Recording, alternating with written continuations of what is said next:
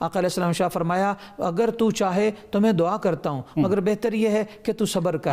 مگر آقا علیہ السلام کی بارگاہ میں وہ بزد رہے, یا رسول اللہ میں یہ چاہتا ہوں میں آپ کا دیدار کروں. تو آقا علیہ السلام نے فرمایا وضو کرو, انہوں نے کیا. 2 رکعت نماز نفل پڑھو, انہوں نے پڑھی. اس کے بعد دعا کے الفاظ آقا علیہ السلام نے سکھائے, وہ میں الفاظ بیان کرنا چاہتا ہوں. الفاظ یہ ہیں کہ آقا علیہ السلام نے فرمایا تم یوں دعا کرنا, اور وہ دعا کے الفاظ یہ تھے کہ تم دعا کے لیے ہاتھ اٹھاؤ, اللہم انی اسألک واتوجہ الیک بنبیک محمد نبی الرحمت یا محمد انی توجہت بک الی ربی فی حاجتی هذا فتقضى لی اللہم فشفعہ فی وشفعنی فیہ قال ففعل الرجل فبرأ. اس دعا کے اندر طاقت یہ ہے اور الفاظ یہ ہیں جو اللہ کے نبی نے سکھائے کہ اے اللہ مجھے اپنے پیارے نبی علیہ السلام کا صدقہ میری دعا قبول فرما. ڈاکٹر صاحب یہ ارشاد فرمائیے کہ اگر اس میں وسیلہ نبی صلی اللہ علیہ وسلم کی بات نہ کریں دعا میں تو ایسا ہو نہیں سکتا. تو یہ ارشاد فرمائیے کہ کیا آدم علیہ السلام اور نوح علیہ السلام کی دعائیں حضور صلی اللہ علیہ وسلم کے وسیلے سے ہوئی ہیں؟ واہ بڑی خوبصورت بات ہے. وسیلے کی بات آگئی تو قرآن کی آیت یاد آ رہی ہے مجھے, سورہ مائدہ ہے آیت نمبر 35. اللہ تعالیٰ نے شاہ فرمایا یا ایھا الذین آمنوا اتقوا اللہ وابتغوا الیہ الوسیلہ. سبحان اللہ. اے ایمان والو پرہیزگاری اختیار کرو, تقوی اختیار کرو, اور اللہ تعالیٰ کی طرف پہنچنے کے لیے وسیلہ تلاش کرو. چونکہ یہ قرآن مقدس کی آیت مبارکہ ہے تو پتہ چلا یہ ایمان والوں کو اللہ تعالیٰ نے حکم دیا ہے کہ سورہ نساء میں وَلَوْ أَنَّهُمْ ظَلَمُوا أَنفُسَهُمْ جَاءُوكَ فَاسْتَغْفَرُوا اللَّهَ وَاسْتَغْفَرَ لَهُمُ الرَّسُولُ لَوَجَدُوا اللَّهَ تَوَّابًا رَحِيمًا. اللہ تعالیٰ نے واضح یہ اس آیت کی طرف میں آ رہا, اللہ تعالیٰ نے واضح طور پر ارشاد فرمایا کہ اے ایمان والو جب تم اپنی جانوں پر ظلم کر بیٹھو یعنی گناہ کر بیٹھو یا کوئی بھی خطا ہو جائے تو در مصطفیٰ پر آ جاؤ اور وہاں آ کر نبی کا وسیلہ دے کر دعا کرو. میرے نبی ظاہری حیات مبارکہ میں بھی اور بعد از وصال ظاہری بھی تمہاری سفارش کریں گے اور اللہ تعالیٰ تمہاری توبہ قبول فرمائے گا. لوجد اللہ توابا رحیما. سبحان اللہ. اتنا بڑا موضوع ہے کہ اس پہ تو ٹائم جو ہے وہ بہت زیادہ چاہیے. یہ ارشاد فرمائیے کہ ہم اپنے اسی پوائنٹ کی طرف آتے ہیں کہ آدم علیہ السلام اور نوح علیہ السلام. میں بتاتا ہوں حضرت سیدنا امام اعظم ابو حنیفہ رحمۃ اللہ علیہ آپ باقاعدہ طور پر دعا میں آقا علیہ السلام کو وسیلہ دے کر جو ہے نا وہ پکارتے تھے اللہ تعالیٰ کو اور آقا علیہ السلام کا وسیلہ دے کر, اور ان الفاظ سے میرے پاس یہ الفاظ ہیں اور یہ بہت خوبصورت الفاظ ہیں. حضرت امام اعظم ابو حنیفہ نے نا ایک قصیدہ لکھا ہے, اس قصیدہ میں آپ نے الفاظ لکھے ہیں, کہتے ہیں انت الذی لما توسل بک آدم من ذلۃ فاز فہو اباکا. کہ اے محبوب علیہ السلام, اے رب العالمین آپ نے اپنے نبی علیہ السلام کے دادا جان حضرت آدم علیہ السلام جو ہیں ان کو بھی ان کے محمد صلی اللہ علیہ وسلم کے وسیلہ سے ان کی دعا کو قبول فرمایا ہے. حالانکہ حضرت آدم علیہ السلام تو نبی علیہ السلام کے باپ ہیں. تو یا رب العالمین جس طرح تو نے باپ کا وسیلہ بیٹے کے نام پر قبول کر کے ان کی توبہ قبول فرمائی, یوں ہی میں نعمان بن ثابت کی دعا نبی علیہ السلام کا صدقہ قبول فرما لے.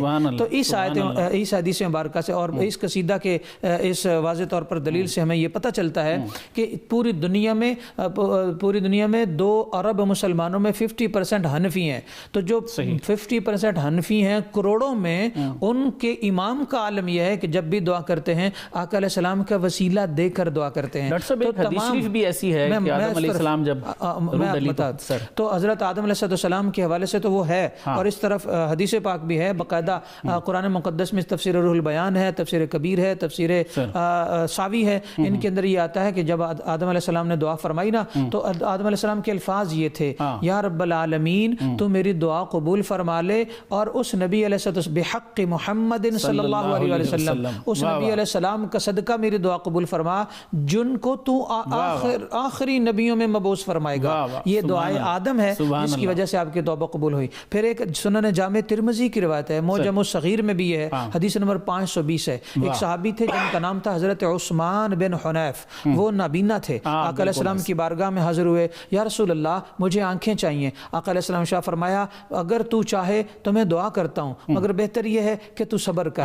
مگر آقا علیہ السلام کی بارگاہ میں وہ بزد رہے, یا رسول اللہ میں یہ چاہتا ہوں میں آپ کا دیدار کروں. تو آقا علیہ السلام نے فرمایا وضو کرو, انہوں نے کیا. 2 رکعت نماز نفل پڑھو, انہوں نے پڑھی. اس کے بعد دعا کے الفاظ آقا علیہ السلام نے سکھائے, سکھائے وہ میں الفاظ بیان کرنا چاہتا ہوں۔ الفاظ یہ ہیں کہ آقا علیہ السلام نے فرمایا تم یوں دعا کرنا، اور وہ دعا کے الفاظ یہ تھے کہ تم دعا کے لیے ہاتھ اٹھاؤ، اللہم انی اسألک واتوجہ الیک بنبیک محمد نبی الرحمت یا محمد انی توجہت بک الی ربی فی حاجتی هذا فتقضى لی اللہم فشفعہ فی وشفعنی فیہ قال ففعل الرجل فبرأ۔ اس دعا کے اندر طاقت یہ ہے اور الفاظ یہ ہیں جو اللہ کے نبی نے سکھائے کہ اے اللہ مجھے اپنے پیارے نبی علیہ السلام کا صدقہ میری دعا قبول فرما، یا اللہ نبی کا صدقہ میری طرف توجہ فرما، اے محمد صلی اللہ علیہ وسلم آپ بھی میری طرف توجہ فرمائیے۔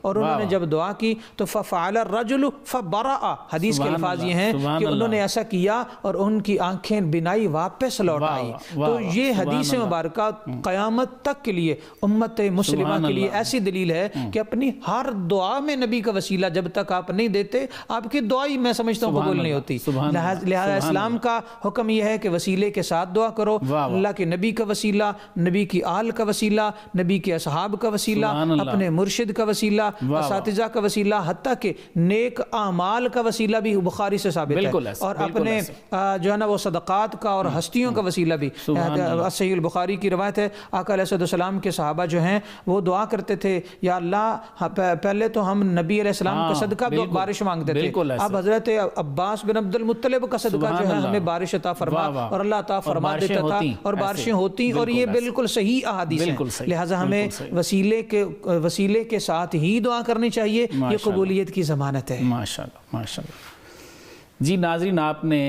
دعاؤں کی قبولیت کے بارے میں ہمارے مہمان سکالرز کی گفتگو سنی۔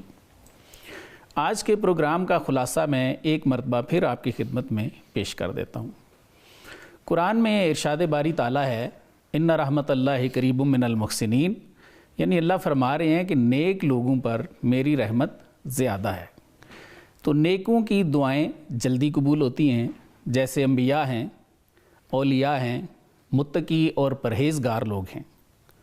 ان کے علاوہ ترمذی اور ابن ماجہ وغیرہ میں موجود حضرت ابو ہریرہ رضی اللہ تعالیٰ عنہ کی روایت شدہ حدیث کے مطابق مظلوم، مسافر اور والدین کی دعا ضرور قبول ہوتی ہے۔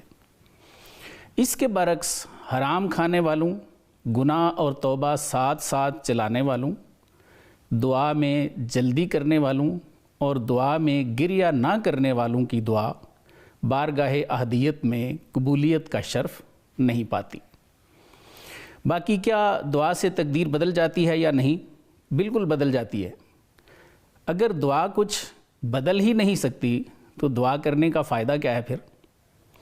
انبیاء اور اولیاء نے دعائیں فرمائی ہیں اور وہ قبول ہوئی ہیں، معاملات بدلے ہیں۔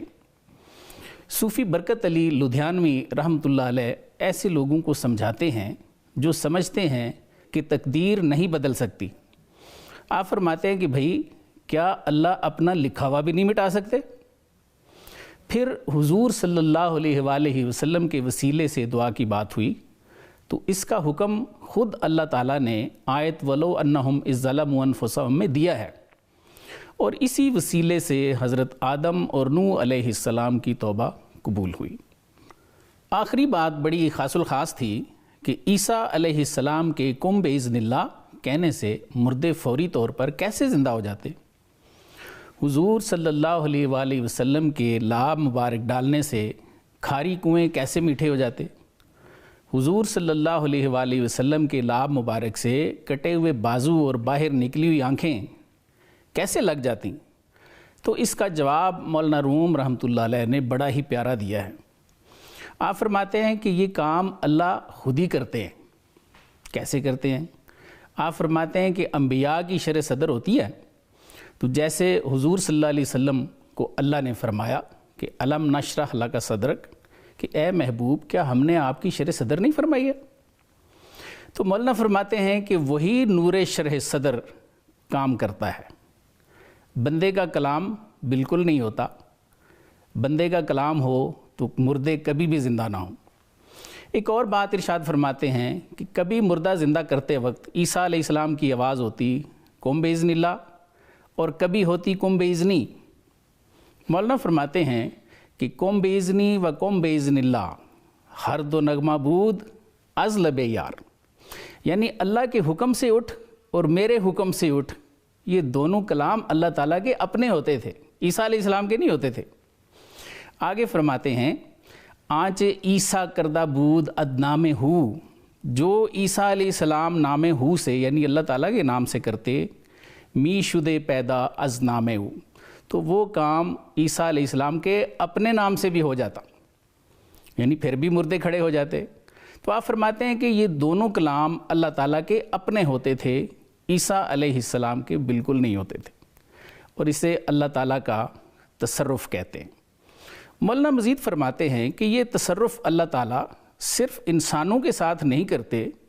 آپ سورہ قصص کا حوالہ دیتے ہیں کہ اس میں اللہ تعالیٰ ارشاد فرماتے ہیں من الشجرۃ یا موسیٰ انی انا اللہ رب العالمین، کہ بے شک اے موسیٰ، یہ درخت سے آواز آ رہی ہے کہ بے شک اے موسیٰ انی انا اللہ، کہ میں تو اللہ ہوں، رب العالمین، جو عالمین کو پالنے والا ہوں۔ تو مولانا ارشاد فرماتے ہیں کہ اللہ پہ کون گرفت کر سکتا ہے؟ وہ چاہے تو درخت میں تصرف کرے، چاہے تو بندے میں کرے۔